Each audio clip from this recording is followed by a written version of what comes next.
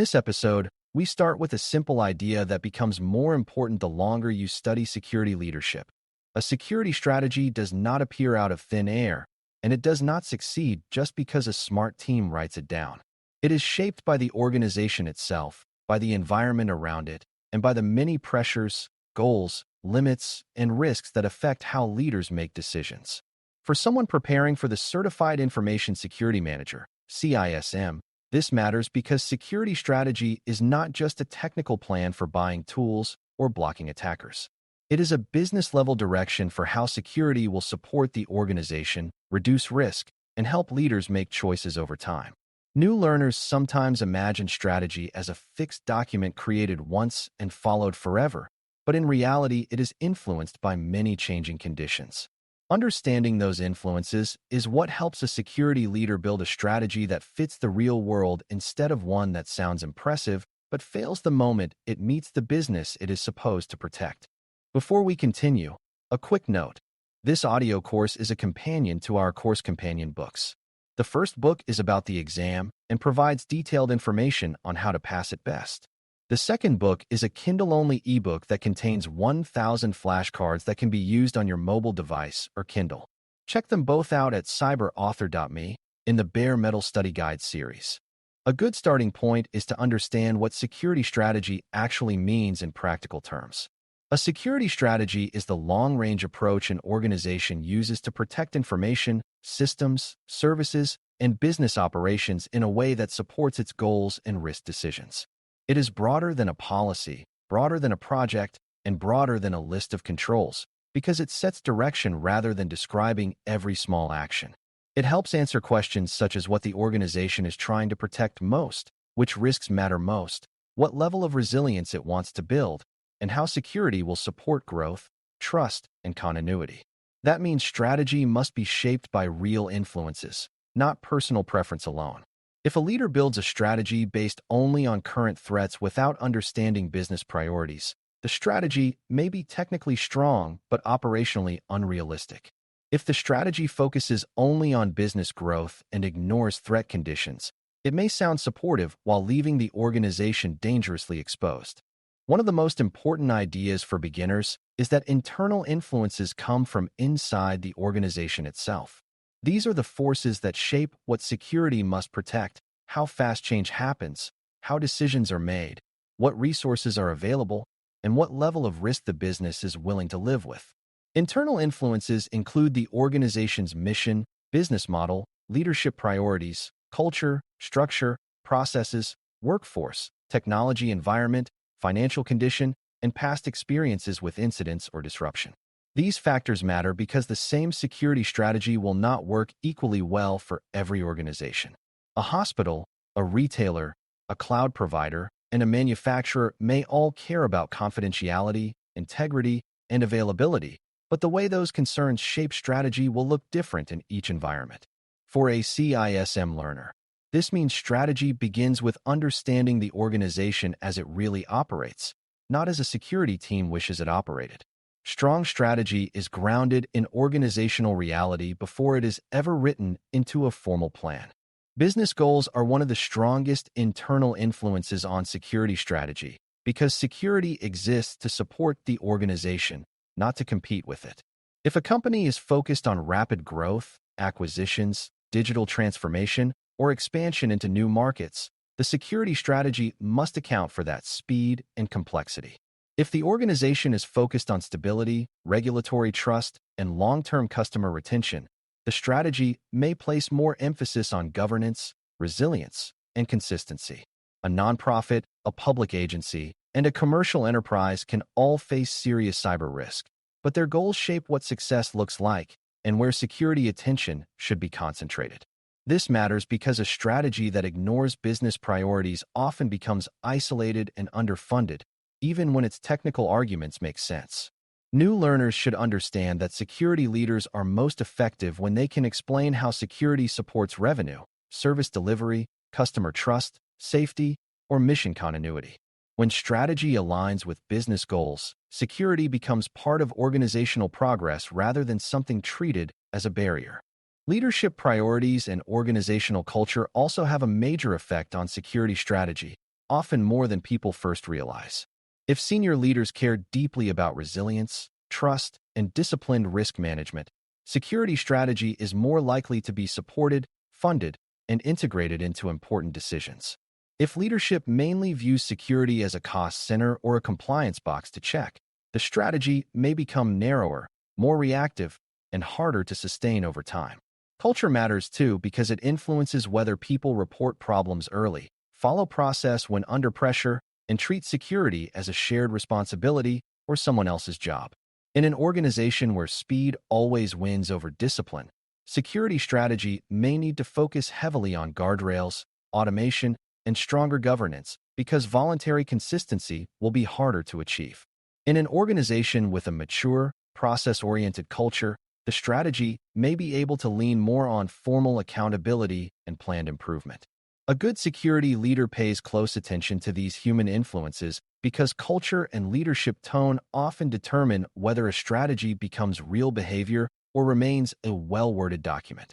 Risk appetite is another powerful internal influence, and it is essential for CISM learners to understand it clearly.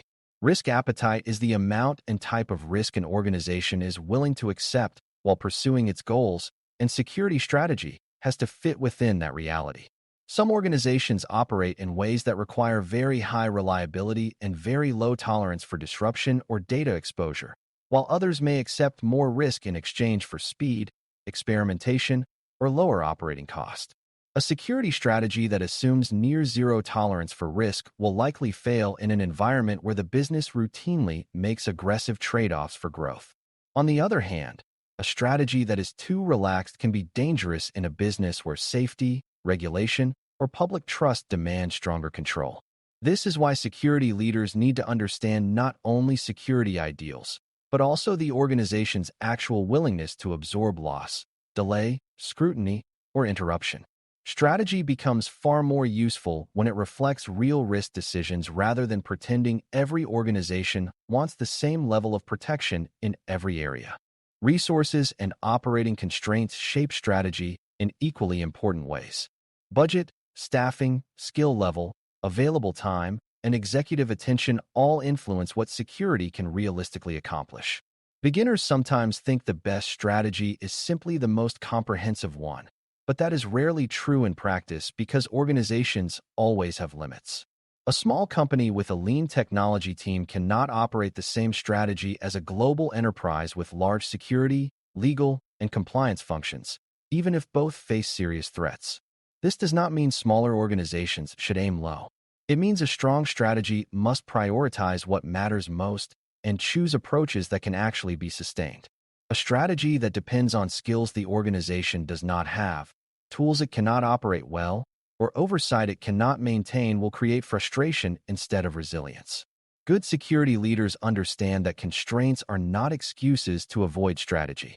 They are conditions that shape where focus should go, how maturity should be built over time, and which risks need the most deliberate attention first. The internal technology environment is another major influence because strategy must reflect the systems, data, architecture, and operational complexity the organization already has.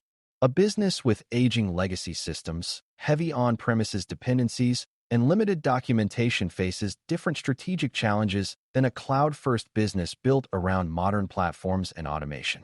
The type of data the organization handles also matters greatly. If it stores payment information, health data, proprietary research, operational technology, or large volumes of customer records, security strategy has to reflect the unique sensitivity and business impact tied to those assets. Operational maturity matters too, because strategy has to fit how well the organization already handles identity, change control, backups, vendor management, logging, and incident response. A leader who ignores these conditions may design a strategy built on ideal future state assumptions instead of current state reality. For beginners, the lesson is that strategy should stretch the organization forward, but it still has to begin from a truthful understanding of the technology and process environment that exists today. Past incidents, audit findings, operational failures, and near misses also influence security strategy from the inside. Organizations learn important lessons when something goes wrong, when a control fails, or when a weakness is revealed before it causes full damage.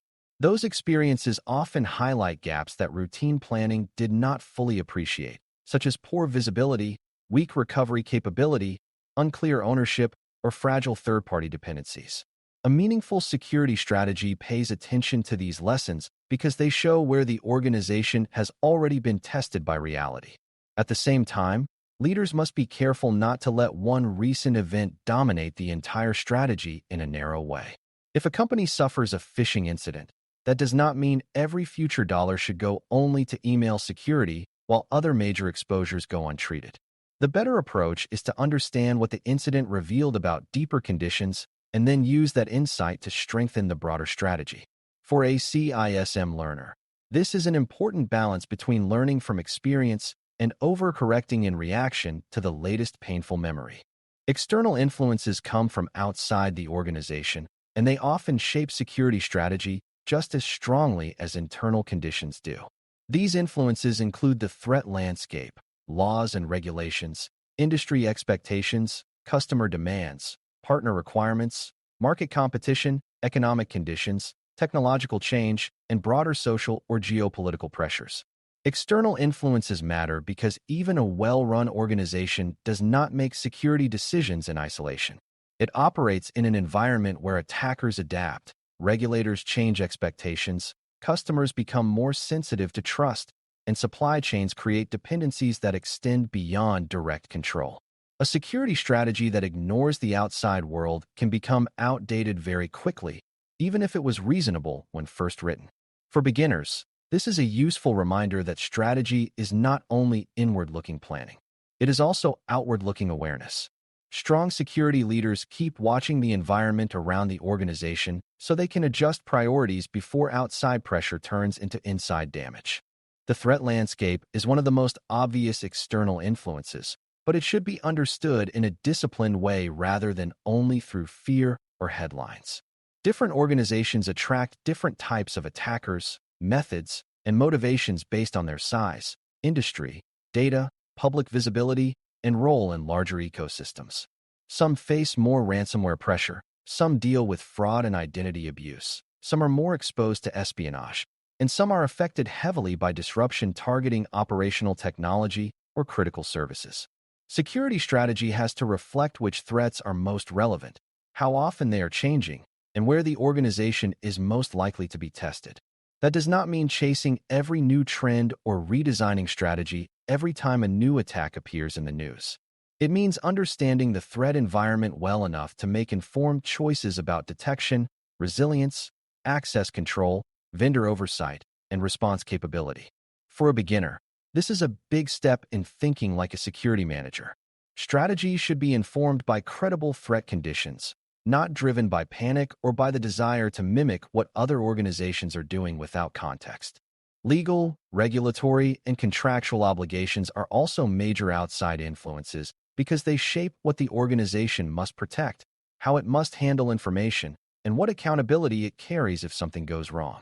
These obligations may come from privacy laws, industry regulations, customer agreements, sector-specific requirements, or expectations tied to operating in certain regions and markets. A financial institution, healthcare provider, defense contractor, and consumer technology company will each face different combinations of oversight and obligation. These requirements influence strategy by affecting governance, reporting, third-party management, incident planning, retention, access control, and evidence handling. For beginners, it is important to understand that compliance does not equal security, but compliance still matters greatly because it defines part of the environment the strategy has to satisfy. A security strategy that ignores regulatory and contractual conditions may expose the organization to penalties, broken trust, and operational restrictions even if some technical controls appear strong. Good security leaders build strategy that supports both risk reduction and the obligations the organization must meet to operate responsibly. Industry conditions, customer expectations, and partner relationships also push strategy in important ways. Security is not judged only by internal leaders. It is increasingly judged by customers who want trustworthy service, by partners who expect secure integration, and by markets that reward or punish how organizations handle risk and disruption. In some industries, customer trust depends heavily on uptime and data protection. In others, supplier resilience and software integrity are central concerns. A business that operates through a complex third-party ecosystem may need a strategy that emphasizes vendor due diligence, shared accountability, and stronger oversight of connected services. Another business may be influenced more by competitive pressure to deliver secure digital experiences without adding too much friction for users. For a CISM learner, this shows that external influence is not only about attackers and regulators. Strategy is also shaped by the expectations of the people and organizations that choose to work with, depend on, or invest in the business. Security can strengthen those relationships, but only if strategy recognizes them as part of the environment that matters. Broader technological and geopolitical change can also influence security strategy, even when those forces feel far away from day-to-day operations. New technologies change how organizations build services, store data, manage identities, and depend on outside platforms. At the same time, global instability, supply chain disruption, nation-state activity, regional conflicts, and economic pressure can affect threat behavior, vendor reliability, legal expectations, and public trust. An organization may suddenly depend on a provider in a region under stress, or find that a software component critical to operations now carries unexpected risk due to international developments. Strategy has to remain aware of these broader conditions without becoming paralyzed by them. For beginners, the main lesson is that external influences are not always immediate and obvious. Some develop slowly and then change the strategic picture in a serious way. Strong security leaders keep scanning the horizon so the organization can adapt deliberately instead of being surprised by forces that were visible but ignored. When you bring all of these ideas together, the central lesson is that security strategy is shaped by a combination of internal reality and external pressure. Inside the organization, business goals, leadership, culture, risk appetite, resources, technology conditions, and past experience all influence what strategy must address and how ambitious it can be. Outside the organization, threats, laws, industry expectations, customers, partners, technology shifts, and broader environmental change all influence what strategy must anticipate and respond to over time. For someone new to CISM, the most important takeaway is that good security strategy is not written in a vacuum and not built only from technical preference. It is built from awareness, judgment, and alignment. A strong security leader identifies the influences that matter most, weighs them honestly, and uses them to shape a strategy that protects the organization while supporting how it actually operates in the world. That is what makes strategy meaningful, durable, and useful when real pressure arrives. Thanks for listening. For more audio courses, daily newsletters, and more, please visit baremetalcyber.com.